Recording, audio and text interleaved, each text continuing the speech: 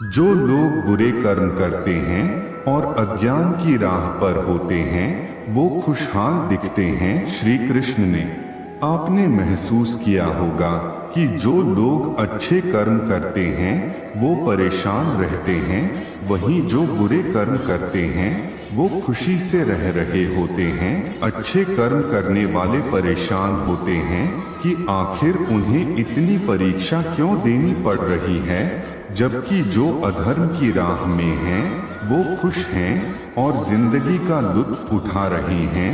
अगर आपके मन में भी ये सवाल आया है तो आज हम आपको इसका जवाब देंगे। ये जवाब वो है जो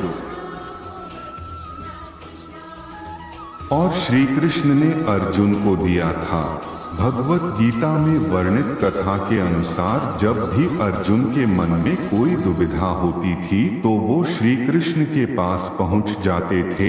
एक बार की बात है, अर्जुन भगवान श्री कृष्ण के समीप आकर कहा कि वो दुविधा में हैं और इसका जवाब वो श्री कृष्ण से चाहते हैं। श्री कृष्ण ने पूछा कि क्या सवाल है? अर्जुन ने कहा, मुझे ये जानना है कि अच्छे लोगों के साथ हमेशा बुरा ही क्यों होता है, वहीं बुरे लोग खुशहाल दिखते हैं। अर्जुन के मुंह से ऐसी बातें सुनकर श्री कृष्ण मुस्कुराए और कहा, मनुष्य जैसा सोचता है और महसूस करता है वैसा कुछ नहीं होता है, बल्कि अज्ञानता की वजह से वो सच्चाई नहीं समझ पाता है। अर्जुन उनकी ये बात समझ नहीं पाए। इसके बाद श्री कृष्ण ने क्या कहा वो जानते हैं।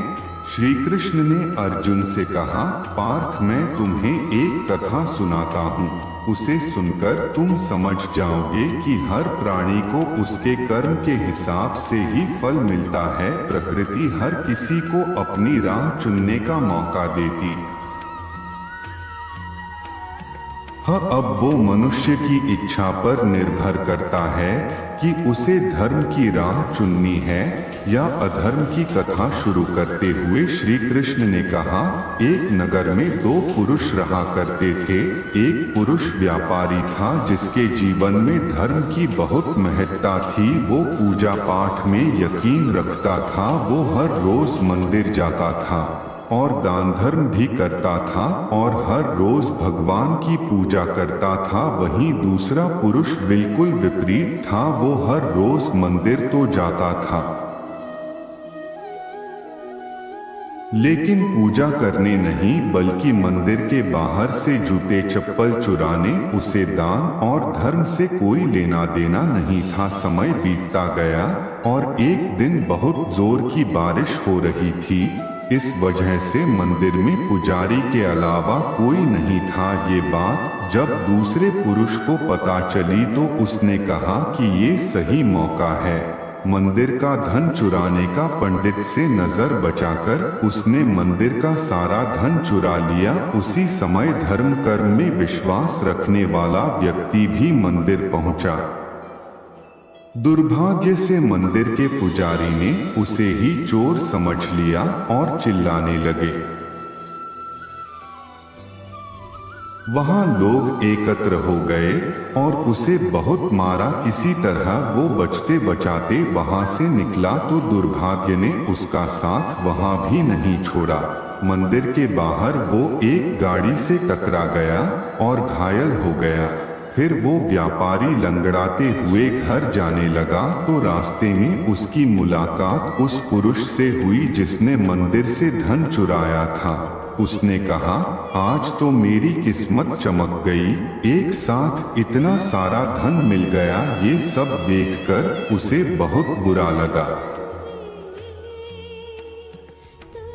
और उसने अपने घर से भगवान की सारी तस्वीरें निकाल दी। कुछ सालों बाद दोनों की पुरुषों की मृत्यु हो गई। मरने के बाद जब दोनों यमराज की सभा में पहुंचे और भले पुरुष ने दूसरे व्यक्ति को देखा तो उसे बहुत गुस्सा आया।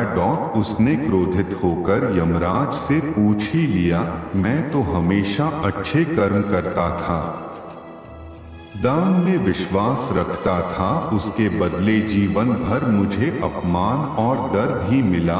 और इस व्यक्ति को नोटों से भरी पोटली, आखिर ऐसा भेदभाव क्यों? इस पर यमराज ने कहा, पुत्र तुम गलत समझ रहे हो। जिस दिन तुम्हारी गाड़ी से टक्कर हुई थी वो दिन तुम्हारे जीवन का आखिरी दिन था, परंतु तुम्हारे अच्छे कर्मों की वजह से तुम्हारी मौत सिर्फ एक छोटी से चोट में बदल गई। तुम इस दुष्ट व्यक्ति के बारे में जानना चाहते हो? दरअसल इसके भाग्य में राजयोग था, मगर इसके कुकर्मों और अधर्म की वजह से वो सिर्फ एक छोटी सी धन की पोटली में बदल गया। बताया है कि किसी के द्वारा किया गया कर्म बेकार नहीं जाता है, चाहे वो अच्छा हो या बुरा।